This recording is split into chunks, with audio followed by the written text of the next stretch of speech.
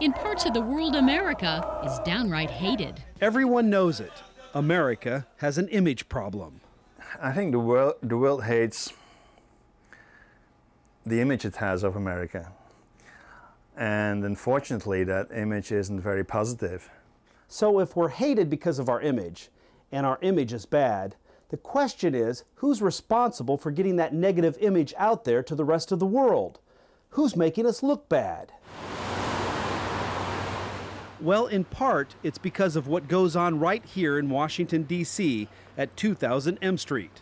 Now, the building looks harmless enough on the outside, but if you go inside, you will find room after room, floor after floor of TV journalists working away. But these aren't just any journalists. These are foreign journalists, which means they're responsible for showing millions of people around the world what America looks like. And to put it mildly, the news isn't always pretty. We're going to hell and gonna burn forever. De politieke conventie van de Republikeinen van George Bush zal zijn. Le 19 avril 1995, le jour même de l'attentat d'Oklahoma City, more than 40 international TV stations use this building to feed stories via satellite to their home countries. It's kind of like the United Nations of TV news. The French are here, so are the Germans, along with the Swiss, the Norwegians, and the Dutch. The list goes on and on. You can even find our closest allies here, like England and Canada. Carry your own baggage. All day, every day, stories about America are produced here. Tara Liebert has been a freelance producer for 17 years. She has worked for dozens of foreign TV stations, and Tara believes that sometimes foreign reporters cover the United States with a negative slant. I feel like a lot of my clients just already have the story in their head and their idea, and they're just going to find the people to tell them what they already have decided is a story. Der var lige fra starten ingen tvivl om, at det ville blive et, lad os kalde det, usædvanligt år. When it comes to journalism, there really is no such thing as being objective. There's just different degrees of being subjective. Every reporter brings their beliefs, their values, and ethics with them on every story they do. International journalists are no different. Johan de Porte is a journalist for a Belgium TV network. Johan believes that all international journalists come to America with a bias. I think few of the correspondents here are really sympathetic to the Bush regime. So that will color their reporting, of course, it will. I earned capital in the campaign, political capital, and now I intend to spend it. The walls here are full of anti-Bush stories that have aired around the world. Betogers en veteranen willen niet nog eens 4 jaar George Bush. Catherine Drew is a British journalist who has covered America for 8 years. Catherine says European values fall more in line with Bill Clinton than they do with George Bush. Because he was a very respected figure, or perhaps not respected, but liked. You know, he was an admired politician, and the Europeans looked to him, and you know, he was a world statesman, especially into his second term. Whereas I don't think Bush will ever have that sort of respect. He's dismissed as an idiot around the world. But the negative stories about America certainly don't stop with President Bush. The foreign media is captivated by many other American stories. They love to report on our obesity problem. McDo aujourd'hui fait partie du patrimoine américain et même plus, la société est devenue le symbole de l'Amérique conquérante. Our love of guns. Yeah, I can say that 18. Ich kann dir dieses hier verkaufen. And our religious faith. Sometimes there are intrinsically evil laws that are given to us by men. And we have no obligation to obey those laws. For many countries around the world, these types of stories make us look bad, or at least a little strange, to cultures that have different norms and beliefs. En 10 ans, le nombre d'Américains convertis à la chirurgie esthétique a été multiplié par 3. I first started thinking about having breast augmentation when I turned, I think, 13. And the international media can't get enough of these stories. Amen! If you'll wait to have sex till you're married, you'll be like this toothbrush. We would all gladly use a brand spanking new toothbrush that has never been opened, because this is a virgin toothbrush. You know, we joke, my fellow U.S. producers that work for foreign TV, we say, okay, here we go. We got the hyper-Christian, gun-toting, obese American that lives in Appalachia, is poor, or violently killing each other in the inner city. I mean, it's the same, image of the U.S. So in a way, when it comes to foreign news, the United States doesn't always look like the greatest democracy in the world. Sometimes, to the outside world, we look more like the Jerry Springer Show.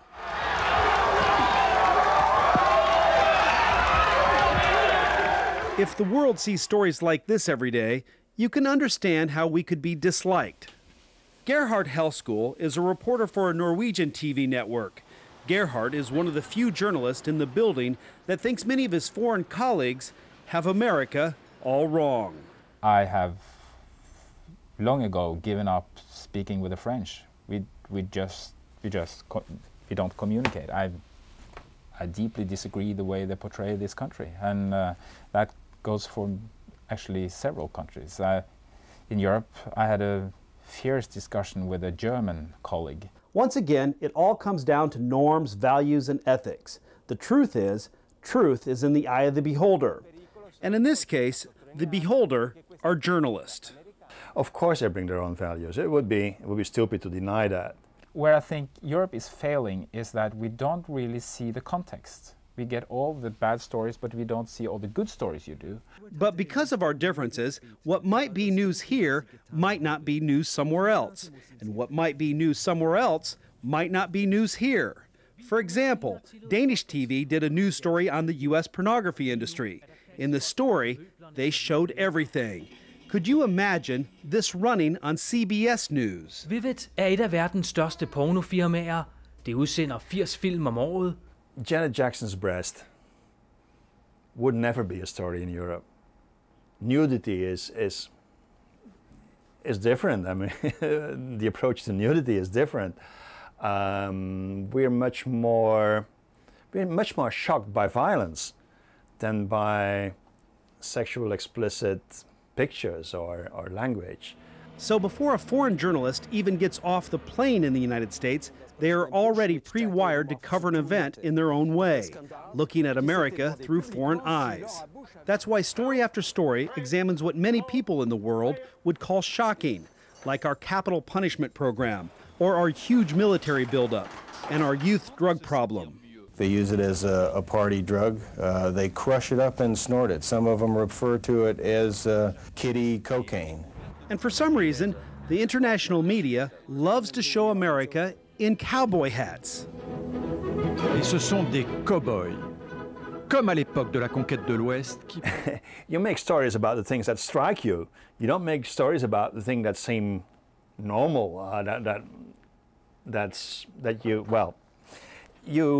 So you tend to make stories about extreme people.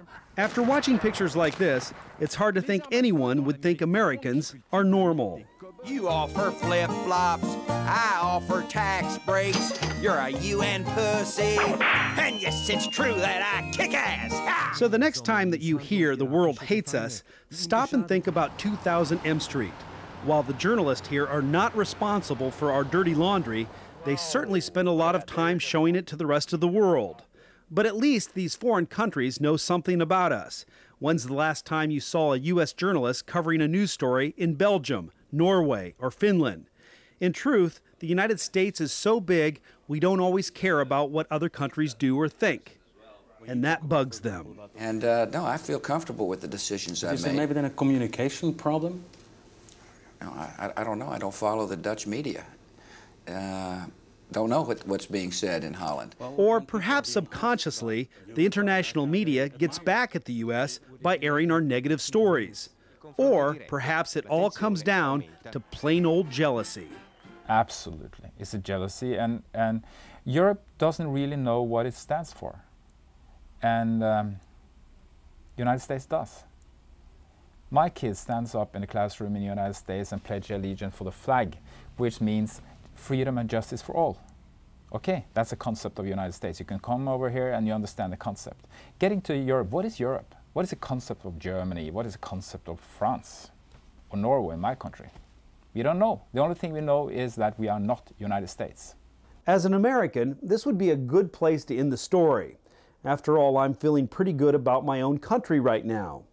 But this is not the end of the story. Because while I was talking to Gerhardt, the one foreign journalist that I found who actually loves America, his phone rang. The call was from his assignment desk in Norway, telling him to cover the latest big story in America. Gerhardt had to cut our interview short. This is not the best moment we're talking together now, because there have been shooting in Pennsylvania. 6 kids or more are dead. When it comes to finding negative stories in America, Americans make it very easy. Charles Roberts, a 32-year-old truck diver, entered the school, released the boys, tied the girls up, then shot them in the head. For Communications 479, this is Scott Rensberger reporting.